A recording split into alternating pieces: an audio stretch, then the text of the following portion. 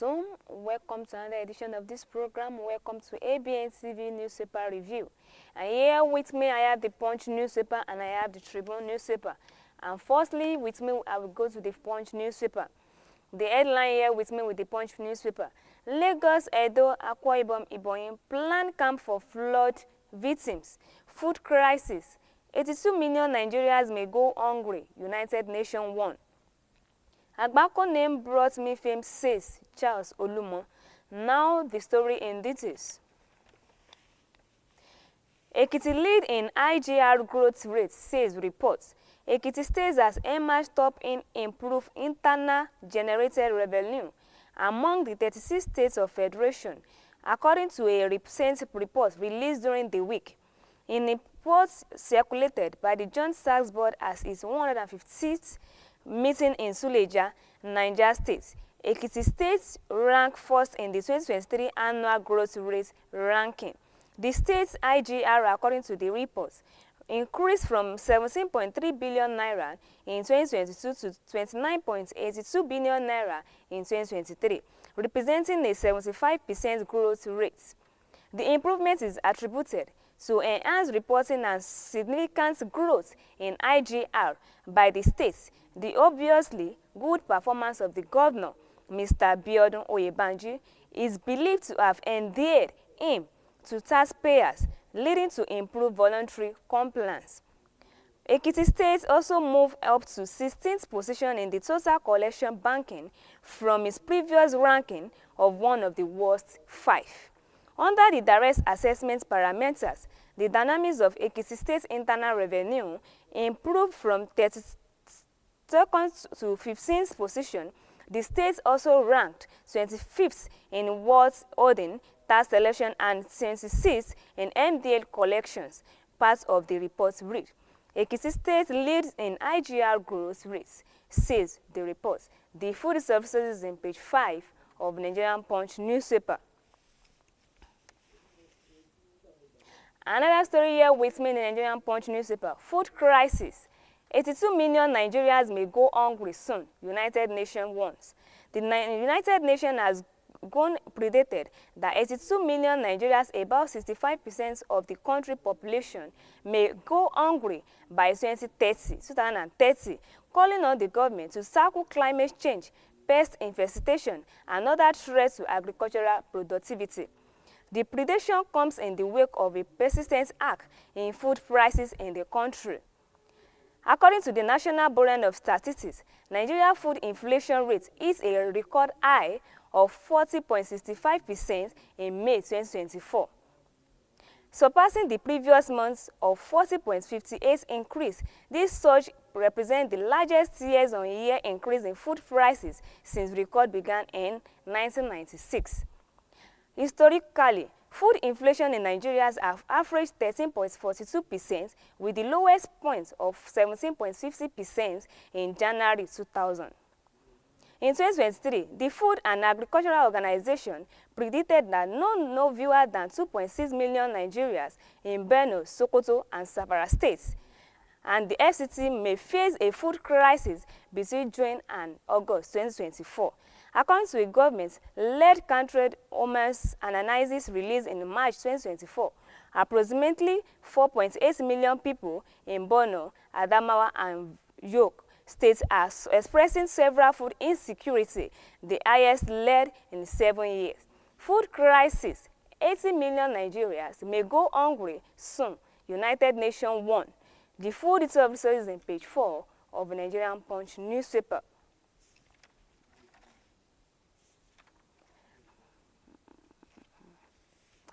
Another story here with me in the Nigerian Punch newspaper: electricity tariff. 52 federal facilities may collapse, Vice Chancellors warn.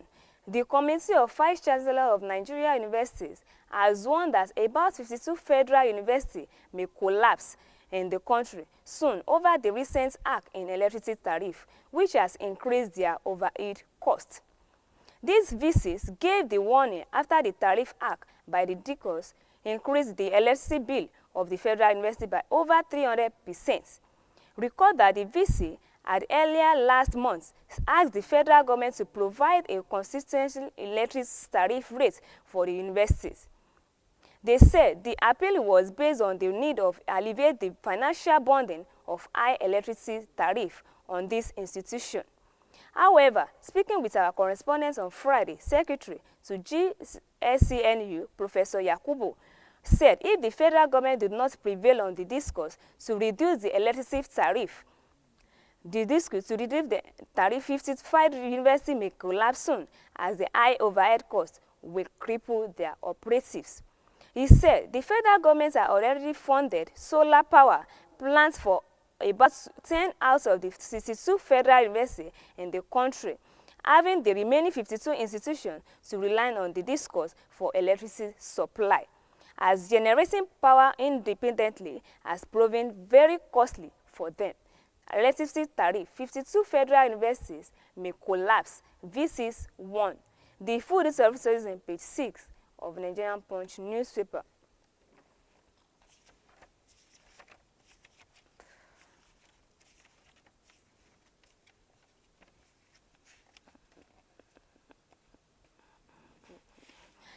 And lastly, with me in the Nigerian Punch newspaper, the Ekiti State begins anti-energy tax campaign. In a move to end energy tax in various forms, the Eco Electricity Distribution Complaint has embarked on the network-side awareness complaints against the NEMAs. The initiative was a part of the technical and commercial losses and improved the reliability of power supply to its customers, said the complaint spokesman Babatunde Lasaki. In a statement on Thursday, he identified energy thefts, which ended metals bypass and tampering, illegal connections, and tampering with electrical infrastructure as the significant challenges facing Nigeria power sector. According to Lasaki, these unlawful activities result in a substantial loss of revenue annually, ultimately affecting the company's ability to invest in network improvements and provide quality services to paying customers. Energy theft also results in several safety hazards by illegal channels to utilize electricity, he added. The acting Chief Executive Officer of EECDC, Mrs. Rakiat Momen, appealed to customers to support the organization in its move to eradicate energy thefts and other associated illegal activities hindering its growth. EKEDC begins anti-energy thefts campaign. The food services is in page 26 of Nigerian Punch newspaper. Before we come back to another edition of this program, if you'd like to watch us live and direct on our website, you can click on www.abntv network. On our website, click on www.abntv network. And we also have our social media. We have the Facebook, we have the YouTube, we have the Twitter, we have the Instagram. On our Facebook, you can click on Abntv OSUN. You can share us and subscribe us and watch us live and direct there. On our YouTube, you can click on Abntv Nigeria. And likewise, on our Twitter, you can click on Abntv OSUN. And lastly, Instagram, you can click on Abntv Nigeria. Try to subscribe and like us and comment on our website. Before we come back to another edition of this program, let's listen to what we have for you in our studio. We'll be right back. Discover the uniqueness in the entertainment industry. African Broadcasting Network, ABN, is now the pace setter in the industry. Do you want to advertise your product and services? Count on us. We will do it much more than your expectations. African Broadcasting Network, ABN, will deliver quick and prompt services. Our quality and clarity stands us out when it comes to delivering quality broadcasting. Our staffs are hardworking and versatile in the specific field of office. Our environment is so conducive and we are open to all. We also give advice on how to run your business profitably. African Broadcasting Network is situated at 9894 Isone Street, Suite 875, Houston, Texas 77036. Contact phone 281-652-8396 and 832-490-8203. Website www.abntvnetwork.com. ABN, celebrating Africans' rich cultural heritage. Welcome back, and I hope you enjoy what we have here in our studio. Now to the Tribune newspaper. 2 friends fight to death in OSUN. Do not donate all your pension to churches, mosques, Sanwo-Olu tells the retirees. 9 kidnappers killed in Lagos. APC chairmanship court late September 18 to decide Ganduje fate. NNPC kicks as report says Nigeria owns overseas petrol supply $6 billion. Now the story in details. Broadcasters Association vows to protect members' interests.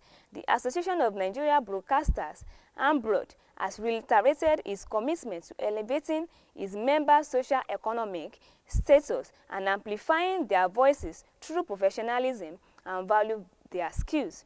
AMBROAD leaders gave this position on Tuesday in Ibadan, Oyo State, during a press conference organized by the association. The National Secretary General of the association, Shola Gbayisomoro, said the mission of AMBROAD is to foster a professional platform that will enable it to interact with the stakeholders as a larger society. Gbayisomoro said the commitment of the members to the growth and development of the association remain unwavering, noting that with the support of stakeholders in the Nigerian broadcast industry, I do not doubt but that we are on the right strategy to attaining greater heights, pointing out that the efforts of enhancing AMBROAD visibility were yielding results as the association has spread to the other parts of the country. He employed broadcasters and other journalists across the nation to key into the vision of the association. The president of the association, Abdulrazak Abdul-Janil, known professionally as Mr. GRA, stressed that not only was AMBROAD registered with the government, but is also seek to address the limitation and constraints broadcasters would transfer from freelancing to working with median organization face. Broadcasters Association vows to protect members' interests. The full story is on page 5 of Nigerian Tribune newspaper. Another story here with me in the Nigerian Tribune newspaper. 2.6 billion naira fraud court dismissed a no-case submission filed by 3 oil farm directors.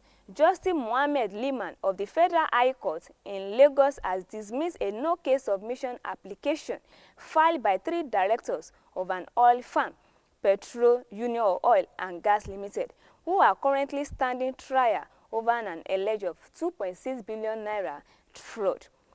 Justice Liman held in his ruling over the application that the federal government had made out a prima facie case against the complaint and its directors, which required them to enter a defense. The trial judge, however, ruled that the complaint's financial consultant, Abayomi Kukoyi, had no case to answer its involvement in the series of incidents leading to the alleged crime was in a professional capacity. The Economic and Financial Crimes Commission, FCC, is prosecuting the defendants before the court on allegation of conspiracy, obtaining money by false pretenses, attempt to steal, and forgery. The company directors on trial all pleaded not guilty to the charge. While challenging the no-case submission application, the EFCC counsel Rotimi Jacob had maintained that the prosecution had, through its witnesses, established a prima facie case of fraud against the defendants.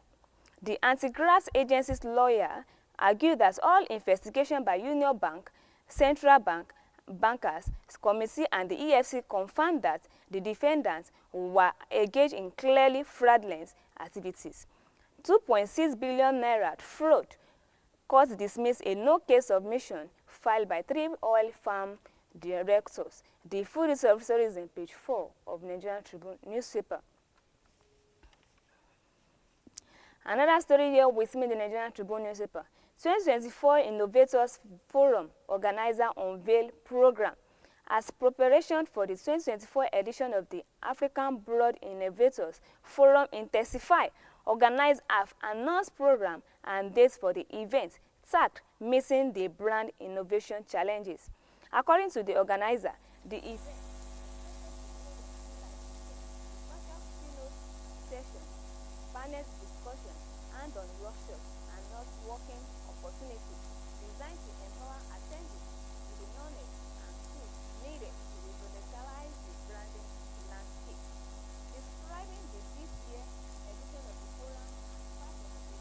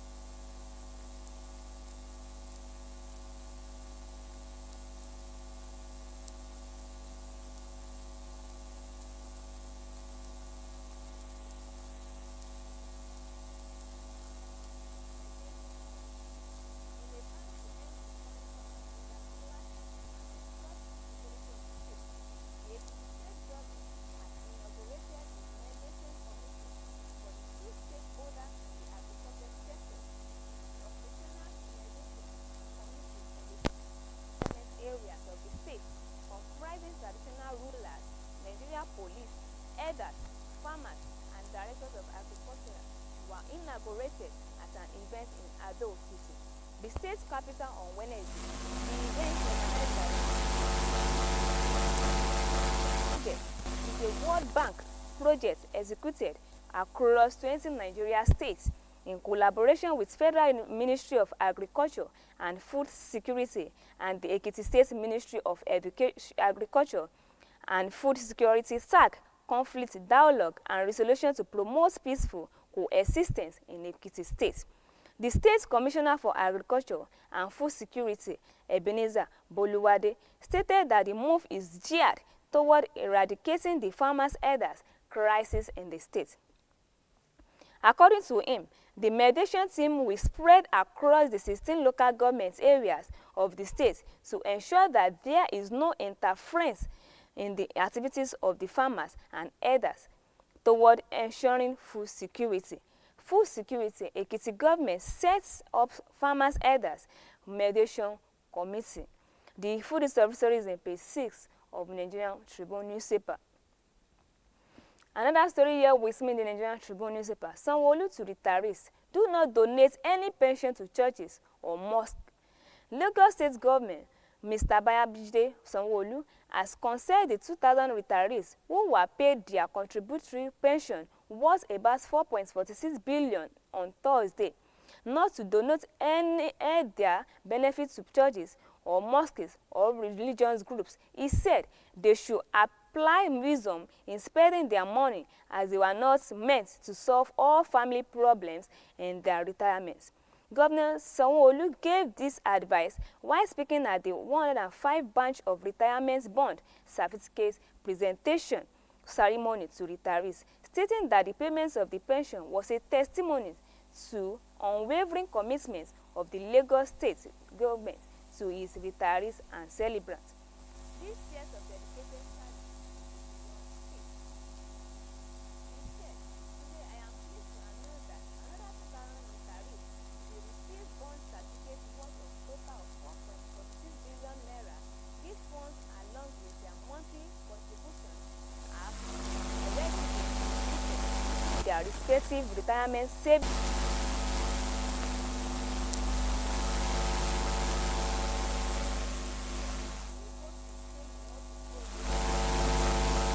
Donate all. Listen to them saying that they want to build church and that you should come out and pledge 3 million naira. God will give you that wisdom, and let's lend ourselves that brain too. The governor said, I do not know how it works. Be careful. There are a lot of people outside there, but please about it, be careful. People have a way of bringing things you do not plan for. Please, you are not to solve everybody's problem. It is not to solve all family problems. Sanwo-Olu to retirees: do not donate all your pensions to churches and mosques. The food story is in page 6 of Nigerian Tribune newspaper.